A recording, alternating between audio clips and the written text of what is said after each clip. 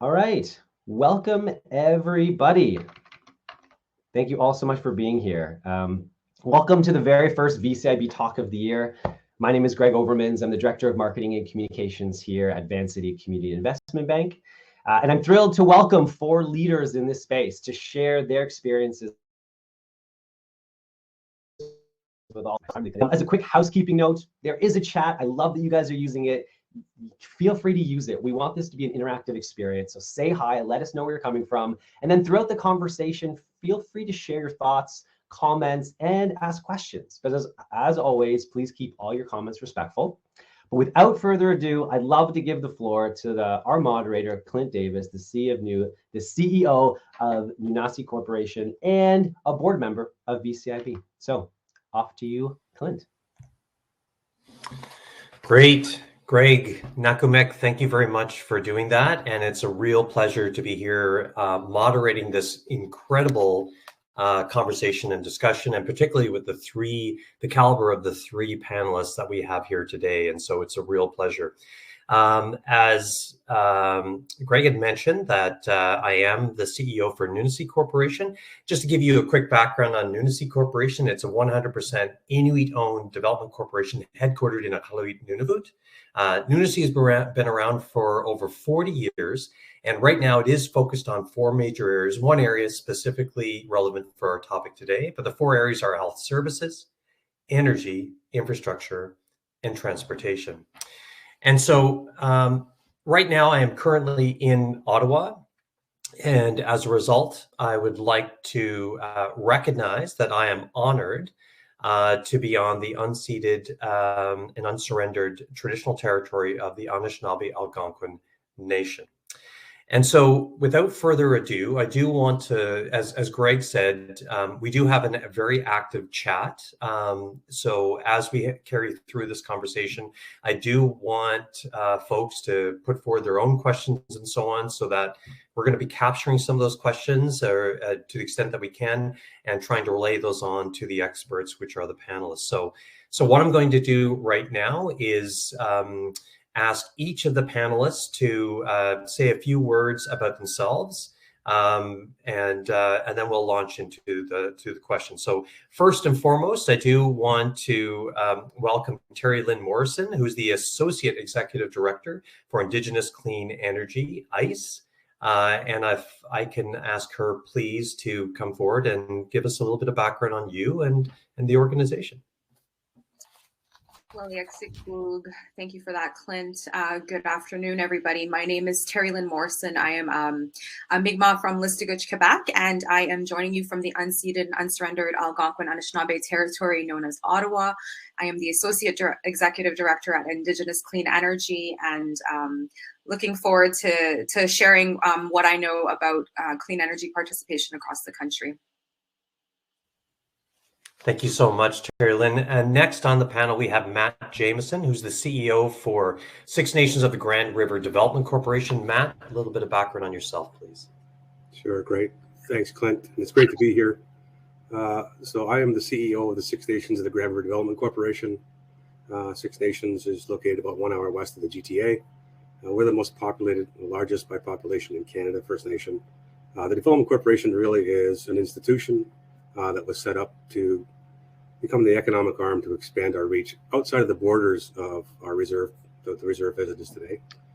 And I'm coming to you from my home community here at Six Nations. Looking forward to the conversation. That's great, Matt. Thank you very much. And our third panelist, Steve Parsons, who's the CEO of the Eskizoni First Nations Corporate Division, based and located out in beautiful Nova Scotia, and a place where I know it well, considering that's where I went to business school and law school. So, Steve, over to you. Thanks, Clint, and great segue. It is the gorgeous East Coast of Canada. Welcome, everyone, to the webinar today. My name is Steve Parsons. I'm the CEO of Eskizoni First Nations, which happens to be the largest Mi'kmaq community east of Montreal, with a population of around 5,000. And I am the CEO of Economic Development as well. And in my spare time, I'm an elected official councillor on the second largest municipality in Nova Scotia. Welcome. Thank you so much, Steve, and really looking forward to what you have to say for today. So what we're going to do is we're going to start off with some of the questions and really get this conversation going. So I think we're going to start off with more of a national view, a national scope, and we're going to turn to Terrilynn for this. So Terrilynn, in every Canadian province, what we're seeing, and virtually every single territory, we're seeing Indigenous communities becoming pivotal partners in clean energy project development. And so with your national view at ICE, and maybe talk a little bit about what ICE is actually doing and your own personal experience in project development, tell us a little bit about why communities are really behind clean energy development and what you think, or why you think this is also important for achieving reconciliation. So Terrilynn. Absolutely. Thank you, Clint. So happy to be a part of this esteemed panel of Indigenous leaders in clean energy. The stories that you're going to hear from Matt and Steve are really inspiring and are going to give you a really good examples of the power that Indigenous communities have in this space. Sorry, I'm a little nervous. So what I was reflecting on this session this morning, and I was thinking about Indigenous partnerships and my experience and what we are seeing across the country. There's a lot of work being done to advance Indigenous inclusion in this space, but there's a lot of gaps that exist between provincial, territorial, and federal governments. And I feel that the issues are not lack of opportunity, even though the government of Canada has used every legal, legislative, policy and military strategy to make sure that Indigenous communities do not compete in the economy for any of the money that's available. So this is part of our history that we're working really hard to break down. And when we're talking about reconciliation, we have to acknowledge that reality that exists for Indigenous communities. And, you know, to share a little bit about Indigenous economies, we're grounded in our social, political, and ecological relationships to which we are held accountable. From my experience, I was the project director for a 150 megawatt wind farm that's owned by my community. And when we were doing the environmental assessment, we still had to answer to our community about their concerns for the impacts on their hunting grounds, their migration paths, their medicinal plants. And this was beyond what's required of the governments in terms of what a standard environmental assessment looks like.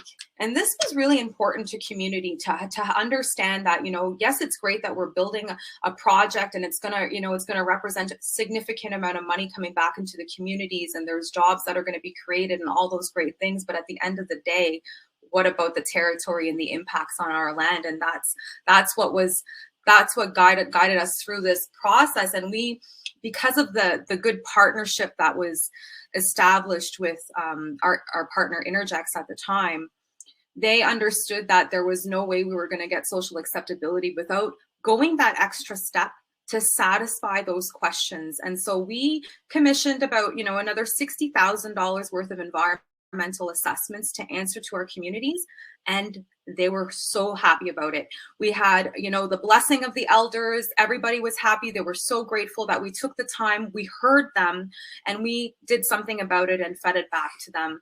And that's all that it takes. And I find that sometimes we get caught up in the notion of consultation and reconciliation, but it really comes down to that connection in the relationship that you're going to have. So that's an example of partnerships that can work. But, you know, when we're looking at across the country and where Indigenous communities are, you know, apart from Crown and private utilities, Indigenous communities and enterprises are the largest single owner of clean energy assets in this country. There's 197 medium to large scale renewable generating projects that are now in the final stages or in planning stages or in construction. This is a 29.6% growth rate across Canada since 2017. So we're climbing, we are going in that direction.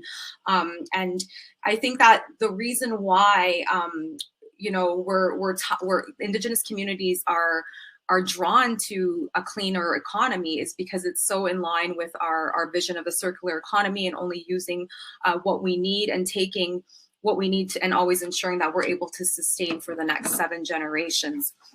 And I think that it's in part important for us to recognize that in terms of our accountability as, you know, directors or people that are working in the positions that we're working in, that at the end of the day, we are all still accountable to our community for any project that we're doing, no matter how great it is and no matter how much it's going to solve the world's problems. We always have to be mindful of that.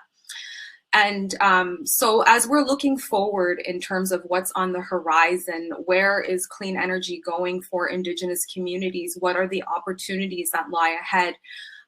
There's definitely an emphasis towards energy efficiency in Indigenous housings and community facilities, so that they're able to reduce the cost, you know, to community members for heating their homes, and that, you know, has a lot of multiple benefits. So energy efficiency, also the greenhouse reduction, reduce GHG levels. So there's a huge opportunity that exists in there.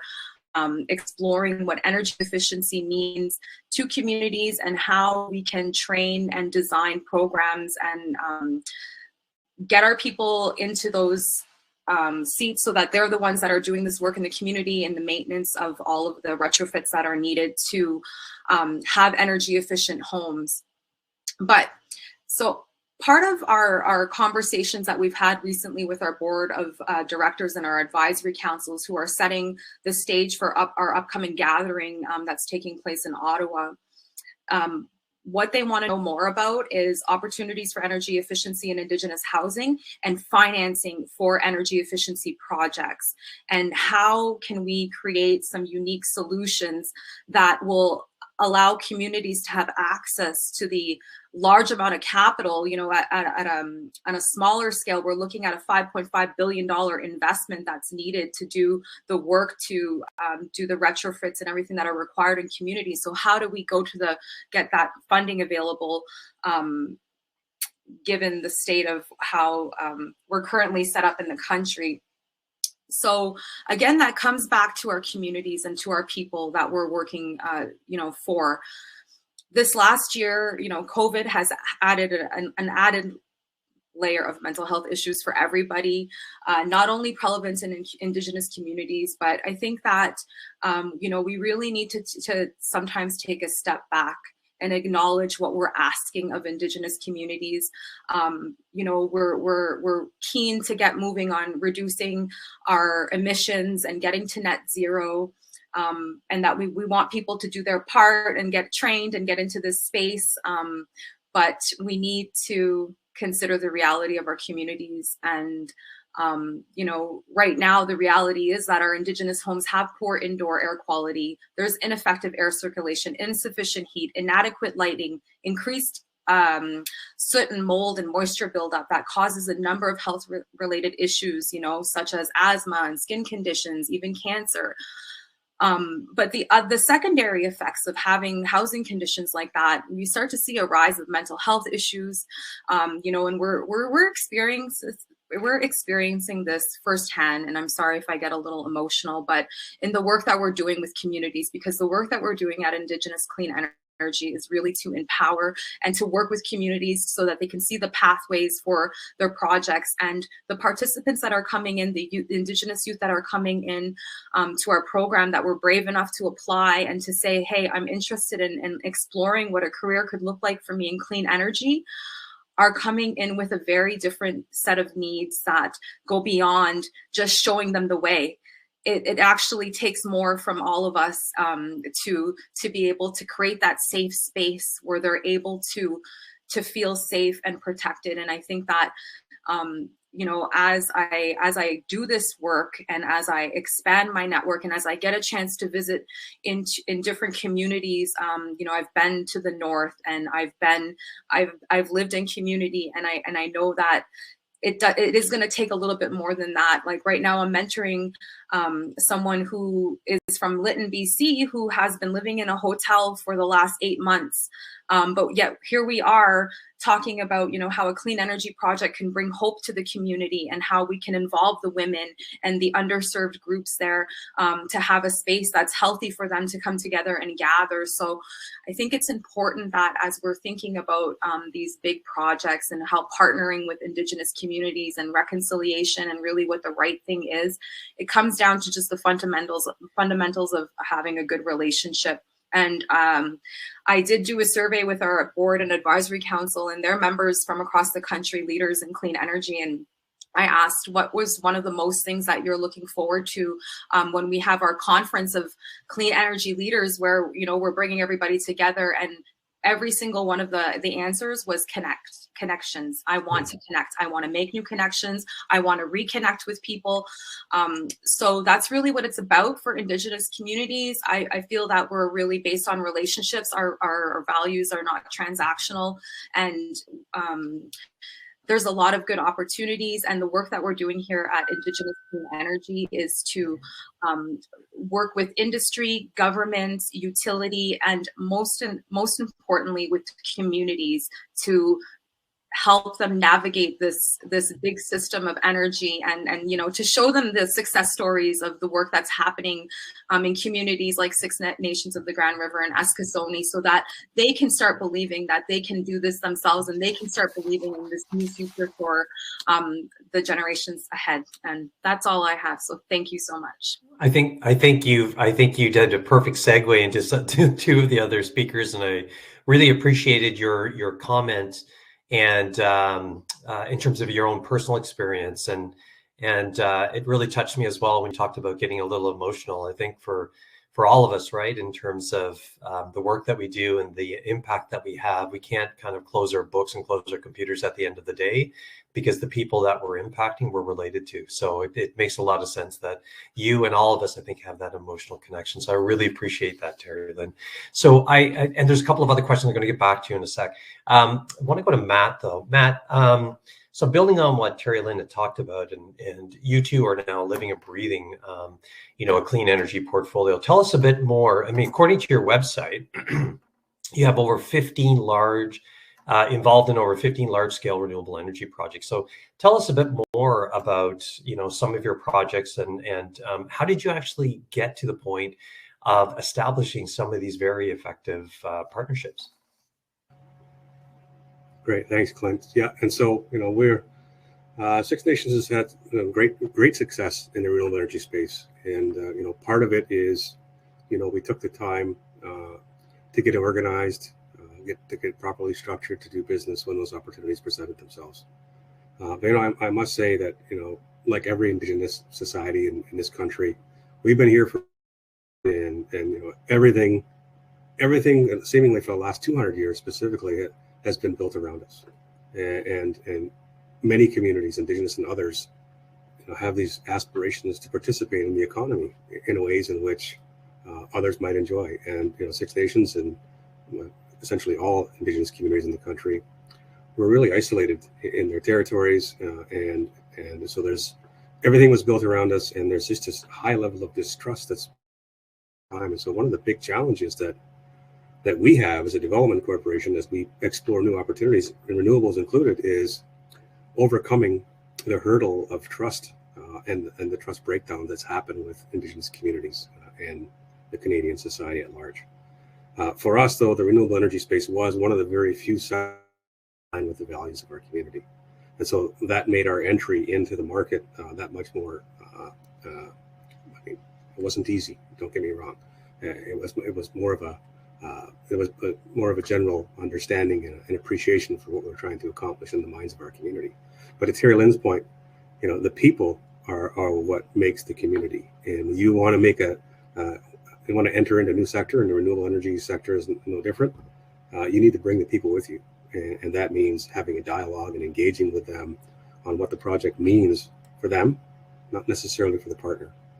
So, you know, over the course of the last number of years, 7 years, 8 years, we've participated in, over 15 projects and about 900 megawatts of renewable energy projects, utility scale projects, about 400 megawatts of wind and 150 megawatts of solar that we actively have invested in and hold an equity ownership in. And our learning curve has been steep.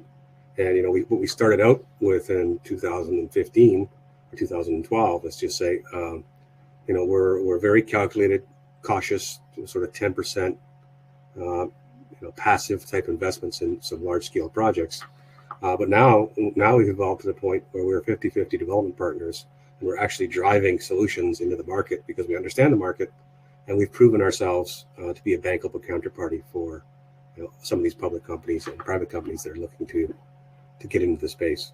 So that learning curve has been steep, but really our goal now is to ensure that we participate in a meaningful level to give us a chance to get our DNA on some of these projects. We want our fingerprints on these projects, circling back to Terrylynn's point, so we can bring about higher standards of environmental assessment, higher standards of archaeology requirements, and also look to vertically integrate our community into these projects in a way that typically wouldn't occur in the past.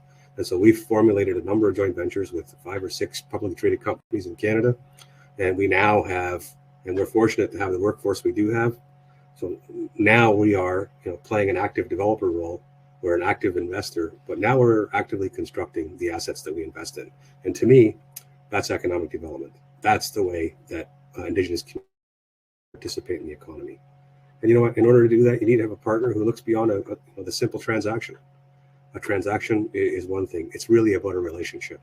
And it's hard to find those partners who come to the table early and often, who are authentic in their pursuit of good partnership. But they're there. And many companies out there have these great aspirational statements that they want to partner with Indigenous communities, or they have, this is one of their top 3 corporate strategies is Indigenous relationship building. But many of them scratch their head and don't really understand how to make that happen. And so there's a quid pro quo. Communities themselves have to play a role in bridging that relationship gap. But it goes back to authenticity in the minds of those developers. And so we've been fortunate, and we have a few really great partners. One project I want to talk about real quick is the Niagara Region Wind Project, which is a project that we partnered with a company called Boralex out of Quebec. They're a publicly traded company. Very large 230 megawatt wind farm. I think it's the 2nd largest wind farm in Ontario. Greater than $750 million cost. And we're a 50-50 partner. So you can imagine, whether you're Indigenous community or otherwise, that sort of an equity commitment is significant. And certainly we're cautious going into it, and there's risks in the development cycle, as many know. Boralex recognized our profile, our risk tolerance, and they provided a solution that was innovative, that allowed us to participate in the project in almost a fully de-risked way. And then once the business case had a chance to prove out, we then looked for alternative financing sources for our equity. And over the last year or so, we were very fortunate to come across Vancity Community Investment Bank, and Vancity was really proved to be a partner. This was at the cross section of Indigenous communities, renewable energy development, and finance. And that, to me, is the platform of the future for us to achieve net zero. Those 3 things have to collide. And Vancity stepped in and ultimately refinanced our position in the Niagara Wind Farm. And frankly, they did a fantastic job working with us, Boralex, the province of Ontario, other stakeholders, and ultimately it really enhanced our ability to touch our community. Every dollar that we save as a project cost or an interest expense flows to the bottom line, and that bottom line in our case flows to our community. And so we actively pursue those types of opportunities. One other thing I'll talk about real quick, Clint, is an example of how we're migrating into the developer space. We are actively developing the United Energy Storage Project, which will become the largest battery storage facility in the country and one of the top 3 in North America. It's a 1,000 megawatt battery storage hour facility located fairly close to 6 nations. And we're partnered with a company out of Toronto called Enerstore, very boutique, but best in class, most innovative storage company that we've come across in the country. And so we are a 50% owner of this project, and it's several $100 million. And really, what brought us about this journey was our understanding of the market. We saw firsthand the impacts of energy curtailment on our wind farms and our assets. And energy curtailment is kind of the enemy of the ratepayer, because when the power is being generated and not used, it's ultimately being paid for, and that's on the backs of the ratepayers. So we recognize that the energy system in Ontario has gaps. And one of those gaps is the ability to harness this renewable energy when it's produced, store it, and pump it back into the system when it's required. And that's really what this solution is all about. I'm very pleased that last week the Minister of Energy announced a directive to the ISO, and we're looking forward to continuing on that path with the ISO. Minister Smith did say is he referred to the United Project as the holy grail of assets in the energy markets in Ontario, and we believe that. And so, by playing a development role with great partners like Enerstor in this instance, working in collaboration with the ISO and government, we've been able to advance solutions for the province, which I think. So I'll stop there and look forward to further dialogue. Yeah, absolutely, and thank you for that, Matt. And I think that insight on very specific projects and now what you see as the potential future in terms of that government support, I think that's absolutely insightful, and so I appreciate that. And there's a few other key questions as well that have come up in the chat that we definitely want to get back to you on. So, but having said that, I do want to turn to Steve Parsons. So, Steve. When you look at what was recently launched was Eskazoni Renewables, and I was on its website, and it's quite something, and I just want to commend you for that exceptional work and doing what, as Matt had said too, like once you're getting involved in the construction of some of these projects, that's real participation. So I want you to tell us about, for you have this community in Nova Scotia and how you came about to like creating that particular business model, and what do you see as a next step for the community in this space? Thanks, Clint, and hard act to follow as far as large projects. But we do have something in common, and that's the basic principles of business, doing for yourself, getting buy-in by your chief and council. It all started for us back in 2010 with our chief and council deciding that our community was going to be a green community in all facets of renewable energies. And it all started with a wind turbine project, which we are proud owners of. It's a small project. It's only a 4.4, but you had to start somewhere. When we did start, of course, it was working with a partner. I didn't know what development of these projects were, but I can honestly tell you, 10 years later, we're not going to pay anybody to do our own development anymore because it's a learned environment, and the fact that our mandate at Eskazoni Corporate are twofold. One is to create revenue streams for the band, and number two, to create training and job opportunities for band members on and off reserve. Back in 13-14, like I said, we created our windmill project. We were engaged with training of individuals and so on and so forth, because we want to maximize those employment opportunities. And at the end of the day, it's a new learning sector for our band members, and lots of opportunity for our young people. We have 1,100 students going to school today in our community from grades K to 12, and our job is to create some new, exciting opportunities that they can engage in and have productive, happy lives in, and it brings money back to the community. So that's where we started to, and we are also engaged with producing 30 megawatts of power in Nova Scotia, along with the other 12 bands in Nova Scotia. So collectively we work together, but in isolation we do our own projects. It was another major learning curve in the finance world. Of course, these projects need to be financed. They're expensive to get into, but at the end of the day, of course, business is risk. But the fact that we were owners, for us, it was the fact that all of our business ventures, all of our joint ventures, and we have many of them across a lot of specters. We have a crane company. We have a cold storage facility at 70,000 square feet where we hold 5 million pounds of bait for next year's fishery, for example. So we've expanded a lot of different areas, but to continue with renewable energies, getting into the wind, conceivably the next step for us was solar and natural forces. It was our partner out of Halifax, and quite profound in the industry in Atlantic Canada, with a lot of seed programs and so on and so forth. They approached us, being a large community, would we be interested in solar?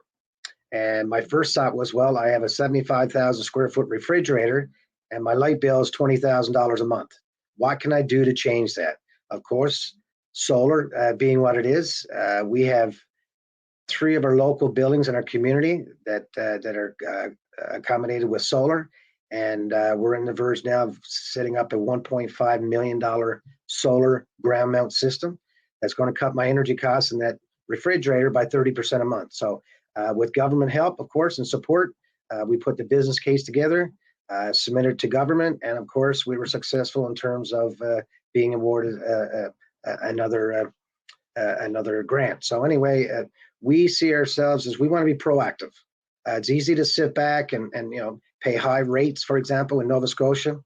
Unfortunately, we have a monopoly in our power supply here with Nova Scotia Power. So we, as a community, are doing everything that we can to create our own destination. And again, it all goes back to the 150% complete support of our chief and council. We have 5,000 people in our community, and we need to be self-sustaining and create some sole source dollars and put back in our community, be it housing, be it education, and so on and so forth. So solar for us was an inevitable second step. Working at some other renewable energies in terms of title. We're not stopping at solar. In fact, just last week we put it in. Our joint venture responds to local and Atlantic Canada RFPs. So we're a player as far as the industry, and having a good partner with the capacity for us. Why reinvent the wheel? There's companies out there that can do it. And going back to Matt's comment, it's all based on trust. It's all based on creating that good working relationship.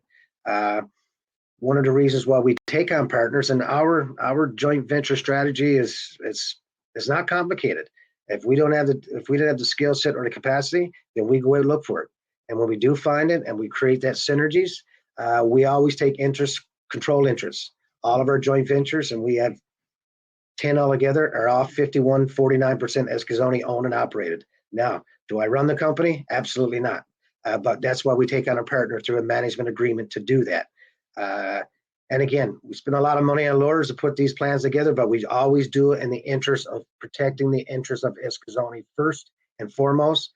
And we're open for business. We're creating jobs. We're creating revenue streams for the band. And it just takes a concerted time, energy, and effort. You know what you want, you go after it, and you do it with due diligence, but always in respect of the community's needs and the chief and council's direction and support. And I think I can go on all day long and tell you the specific joint ventures we have, but I think you get the gist of it. We participate, we're hungry, we look for it. At the same time, we organize ourselves to the point that always in reference to the community first. So I'll leave it at that. If anybody has any specific questions as we go on, fine, no problem. So, Steve, thank you for that. And I have a quick question for you, which may not necessarily be a quick answer, just because it is what you've done to embark on this. I think makes it very unique and interesting, because we are talking about partnerships. But the one thing that you had mentioned in some previous discussions that we had was the partnerships that Eskasoni has been able to forge with other First Nations to participate in some of these projects as well. That's not completely unheard of across the country, but it seems to be quite prevalent for where you come from. So maybe tell us a little bit about that type of partnership that you've done with other First Nations within the province as well. Sure. In the province of Nova Scotia, for those who may not be aware, we have an assembly of chiefs that involves 13 communities. Back in 2013, the provincial government saw fit to carve off a 100 megawatt project, 30 megawatts of 100 RFP program for First Nations generally. So collectively, we came together to decide what can we do collectively as a whole to get into the business of renewable energy. So we had 3 different partners on 3 projects producing 30 megawatts of power in Nova Scotia. But from that, we decided as a community, maybe the smaller projects are there to take advantage of. So ourselves and Millbrook at Truro, Nova Scotia, we have a 10 megawatt project between the two of us on their band land. We own 2 turbines and they own 3, but it's just a way to introduce ourselves to the new sector and sharing economies of scale, of course. We work closely together, and as of today, it's a revenue stream for the next 20 years based on our purchase power agreement. So we're always open to work with other bands, of course. In Nova Scotia, the provincial government really did, kudos to the province through the Department of Energy. Because we delivered on the first 30 megawatts. In Nova Scotia, we still depend on coal in terms of Nova Scotia Power, but by 2030, dependency of coal will be nil and void, zero net. So from that process, our government is getting ready to put out up to another 300 megawatts of power. And because First Nations delivered on the first round, they're willing to carve off another portion of that. And because we can deliver on it, it bodes well for us to get engaged in other renewable resources, because you can go wind, you can go solar, you can whatever capacity that you want to create. So the fact that government has recognized we can deliver, and we did deliver, it helps go back to second round and get another carve off. So all of our projects, now we're doing our own development, whereas before we were dependent on our financiers to do that. We're to the point now that we have financiers calling every couple of weeks to vet a new opportunity. And our job is to vet the opportunity, go back to chief and council, see if that's somewhere we want to go. So partnerships array could be non-native, of course, could be native companies. We certainly welcome that. We entertain it, and we deliver on it. So I think partnership for us was the way to go. And all comes down to your purchase power agreement, like we said yesterday. If there's a good purchase power agreement, financiers, and I know a lot of your guests today are from the banking finance industry, purchase power agreement is always the way, because of course with the smaller projects, volume is not where it could be, but we're entertaining now a 150 megawatt project in Nova Scotia with a partner. So I'm looking forward to putting that business case together, and it makes it easy when you get engaged, you deliver.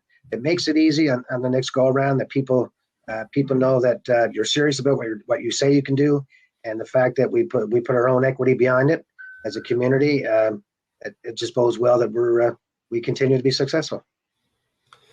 That's great, Steve. I appreciate that. And Terrilynn, I'm going to ask you a question, Steve. And can you keep your video on as well as Matt, just so that we can have that level of engagement? And if you want to jump in on some of the questions as well, I think that would be great. Sure.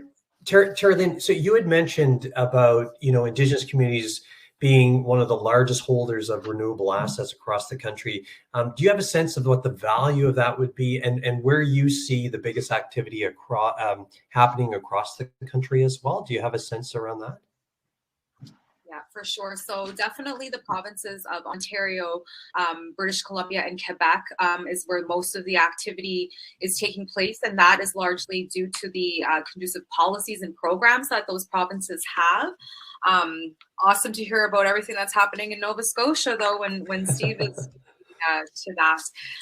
But in terms of the trends, a lot of new development in areas such as biomass.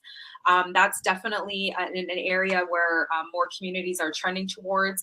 And, what this means, these 197 medium to large scale renewable energy projects is around $295 million of return to the communities each year. So that's what wow. Those projects represent. That's a recurring return for the year. That's pretty incredible. So that's not representing the CapEx, which would be absolutely significant. And Terrilynn, now that I have you, there's a really interesting comment that was made in the chat regarding the hydrogen economy, which can be developed based on waste chemical recycling into hydrogen, clean energy, and other high-value sustainable products using advanced clean technologies such as steam and gasification. That was from Zoltan. So, are you seeing? We hear a lot about solar, wind, hydroelectric. You talked a bit about biomass. Other activity that's happening with Indigenous communities around new technologies as well. Maybe you can do a quick comment around that. Definitely an area that is of interest and on our radar. Just last month at Indigenous Clean Energy, we hosted a webinar on that point exactly, the green hydrogen. And, as we're looking towards new technologies around clean fuels. So there are a few, we actually are seeking out mentors in this space in our organization, but we do know of a few Indigenous entrepreneurs that do have businesses that are exploring opportunities there. And so there is definitely an interest because of that connection to the biomass and the circular economy, so that end product of the hydrogen through that process. So It's something that we're going to be talking about in more detail at our gathering that's going to take place in Ottawa. So again, very preliminary, but on the radar, and a little bit of activity there. That's incredible insight. So I appreciate that. Matt, we're going to turn to you because there was also a really great question in the chat, which asks, it's from John Betone. It was what was the innovative solution that your partner brought to the table that enabled you to contribute to the 50% equity investment for the large scale project you were talking about? What options do you consider most appealing when you may not necessarily have that equity at the beginning? And Matt, so I know you know this stuff like the back of your hand. When we talk about barriers to economic activity, be it in the renewable energy sector and so on, one of the biggest things, I think the banks have done a great job. VCIB has done a great job in terms of providing that debt capital, but equity is always a challenge. So Matt, maybe you can provide us with a little insight as to how you were able to overcome that. Sure. Yeah, you're right. You're absolutely right. Equity is the challenge. I mean, if you think about it, from a historical perspective, Indigenous communities, as I said, have been isolated for so long, haven't participated in the economy, and yet, a $300 million project shows up on their doorstep, and they're expected to fund equity, balance sheet, and they don't have the structure, and so there's just a huge gap, right? And the banks have come a long way, and institutions like the Canada Infrastructure Bank are also coming forward with innovative solutions that I think are going to be extremely valuable to communities in the future. But for us, in that particular instance, the partner came to the table with a capacity funding commitment, which essentially provided us with the financial resources that we needed to do our due diligence, to hire financial experts to do the legal work, environmental assessments, to make sure that this is something that we were comfortable participating in the first instance, but also start to better understand the project economics and understand the risk profile. And knowing what we knew at that time, and given the circumstances we were in, essentially what we ended up structuring was an equity bridge type arrangement with the project sponsor, where they effectively loaned us the bulk of our equity, and then we used a waterfall structure for a very specific period of time so that we could prove out the business case, de-risk it from a financial perspective, and ultimately call upon an institution like Vancity, who stepped up and ultimately refinanced that equity at more attractive market rates, and so that really was the secret sauce in that particular transaction. And I think that partners out there in the marketplace need to be innovative like that. They need to be prepared with those types of solutions, because the equity challenge it's real. Governments are coming out with loan guarantee programs, and that's great, and banks are moving the needle as well. But there's going to be a gap there, and the partner who has a significant interest in the project should certainly be prepared to step up in that regard. That's great. Steve, have you experienced the same thing in terms of your own economic development corporation, and have you been able to how have you been able to get around that? Actually, fortunately, we are a community of the largest crab licensed fisheries in all of Atlantic Canada. So our fisheries, we have 250 people engaged in our fisheries. We skipper our own boats, we man our own boats. It's a great economic development, and because, to be honest with you, because of the pricing of the different catches in the last couple of years, it's enabled us financially to do some things that we couldn't do before. And of course, with that equity, we can leverage with the bank. So again, a lot will depend on your financing as a community, but our experience, I'll go back to that purchase power agreement. Depending on the level of purchase power agreement will dictate. I can remember first when we got in the game in 2013, we were generating 13.1 cents per kilowatt hour. That's unheard of today, but it was an introduction to get into the market. And because of that, I'll never forget, I had 10 calls in 2 weeks of financiers that wanted to finance our project. Now, today, that's a little bit different story, because that's why our projects in Nova Scotia are getting bigger and bigger and bigger. It's based on volume, because that rate is down to 4.5, 5 cents per kilowatt. So now, of course, projects need to get bigger in volume in order to get that return on investment. So for us, based on our success, it's becoming a little bit easier to attract that financing. And again, negotiating that right and proper purchase power agreement, like I say, partners are lined up to take on that risk. But we live in Cape Breton, and the wind regime in Cape Breton, it is to the point that another factor, of course, with wind energy, for example, is your mid towers and what kind of speed you're getting. So where we are, of course, that's another advantage that we have. So with that variable being so strong, and with your equity position being adequate, for us, financing don't seem to be a major hurdle right now. I think that's great. I think at the end of the day, for yourself, for the community you represent, the development corporation, you've established that track record, right? And Yes. that business acumen, and all of that in and of itself will build that level of trust for those who are going to finance your projects and finance your corporation. So I think that's actually tremendous advice, Steve. Yeah, and Nova Scotia Power, it seems like the average term is 20 years. So I don't know how that represents across the country, but 20 years at a good rate attracts investment. So Terrilynn, that's pretty much, is that standard? You see about 20 years in terms of a PPA? Yeah. Probably see it in Ontario, right, Matt? The life cycle of the equipment is typically 20 years that they get certified for. So. Yeah. So I want to spice it up a little bit now, because we do have some folks, I think, on the here at the event, and they're looking at how do they develop those effective partnerships and so on. And Matt had talked about, you can have companies, which I agree 1000%, who will make these proclamations in terms of their commitment to reconciliation, commitment to, Indigenous self-determination and so on. But it really comes down to how do you effectively implement that, right?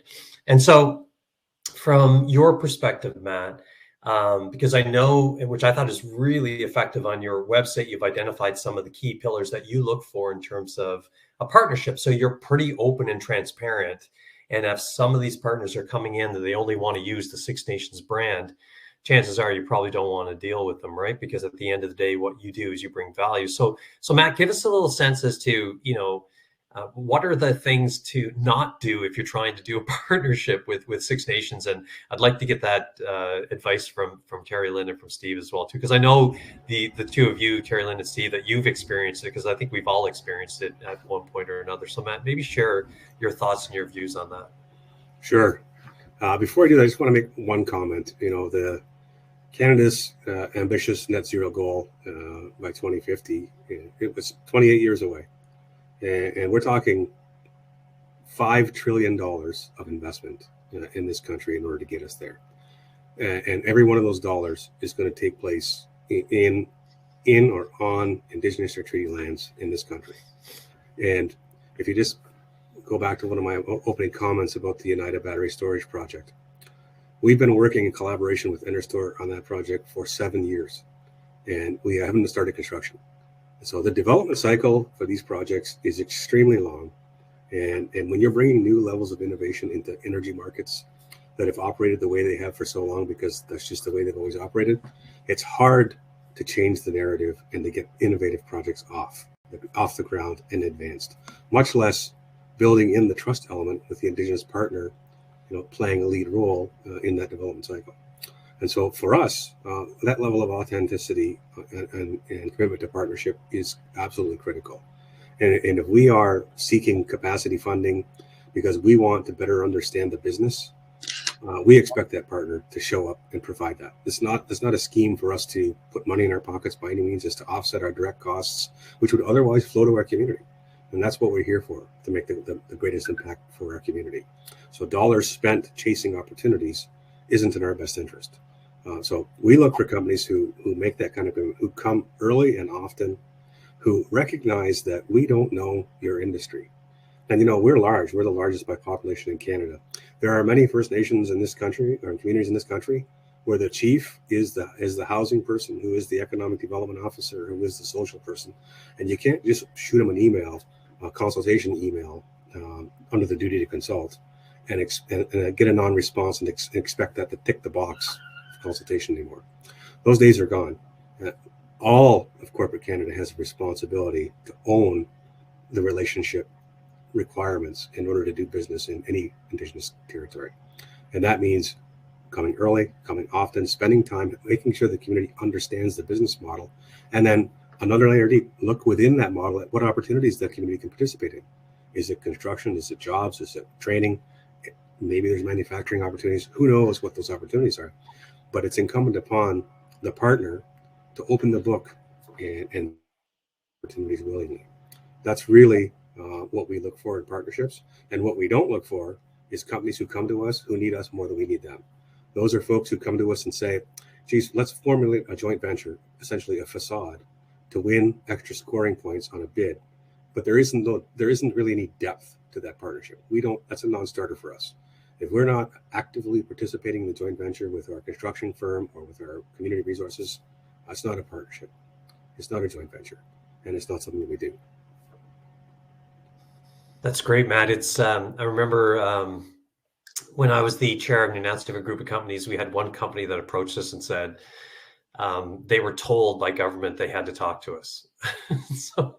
So when we heard that, we were like, well, clearly you don't want to do anything with us, but you're just being forced to do so. So needless to say, that just definitely didn't materialize. So Steve, can you share some insight on that question as well, in terms of, you know, that caliber, that quality of partnership that you look for, and because it is, as you said earlier, right, is that sharing of the risk, it's sharing of the strategic approach and the vision, and it's also, frankly, a recognition of the value that you bring to the table.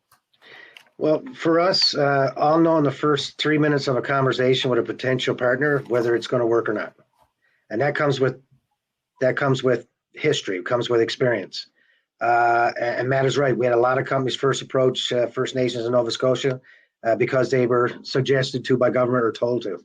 But I think that's changed over the last number of years. We always insist upfront, controlling interest 5149.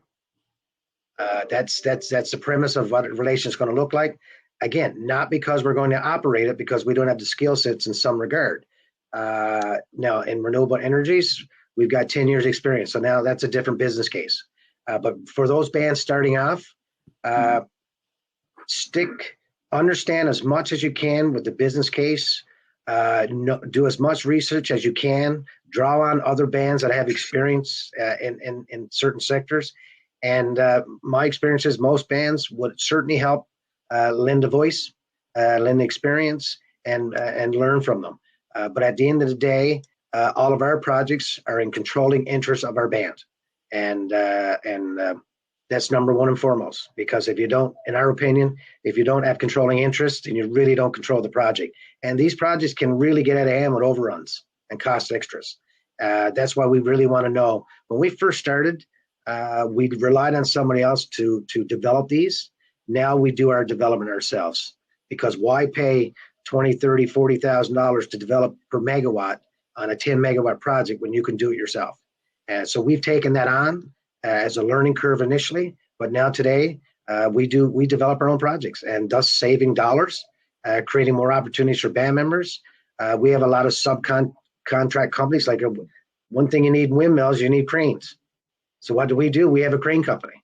And if I need to get a crawler come in, I've got contacts with Irving Crane, for example, to draw on those bigger, heavy equipment. So based on those relationships, helps open up other doors.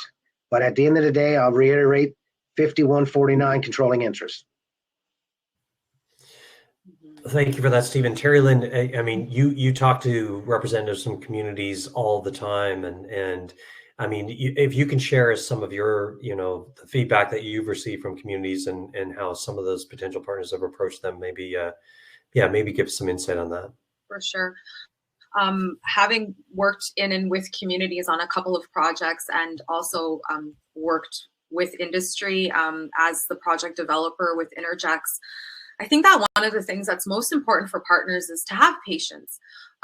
There's there's timing for Indigenous business to be done, and that has to be respected. The decision-making processes of communities, of chief and councils, the changeover in leadership, the communities asking questions, and us needing to take a time out to go and do a week-long community engagement session so that everybody's concerns are everybody's comfortable about what's happening. Because like we said, at the end of the day, we're the ones that have to live in the communities and you know, deal with that with people that are our neighbors, our family members who, you know, may not be happy about something. So it's really important to have that patience.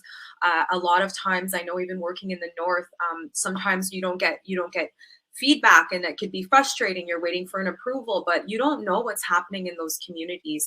There's high suicide rates. There could be a tragedy. There could be a medical emergency. Their community could be washed out. Like, it really happens. So acknowledging that. And then again, when we talk about financing, and I think that, you know, there's a lot of recognition that needs to be given to the fact that the lands are held. Those are Indigenous territories that this project and development is taking place on, and that should be recognized. So for the 150 megawatt wind farm, we didn't have a dime in our pockets, but we had the territory, and nobody was going to have that project unless we were involved in it, in that 5149 setup. And we were very clear about that. So let's always remember that we have the biggest asset, and without Indigenous involvement in a meaningful way, with Indigenous involvement in a meaningful way, you have opportunities to have really amazing projects that are sustainable and last the long run. So I'm just looking at the time, and we have about 3 minutes left. I have a couple questions here in terms of, actually, this would be a great question for you, Terrilynn. Is ICE working with some of their mentees and so on around developing or educating individuals in project management? And are you encouraging some of your mentees to become heavily involved in the project right from the design and engineering stages, as opposed to necessarily just the construction stage? Maybe you can shine a light on that.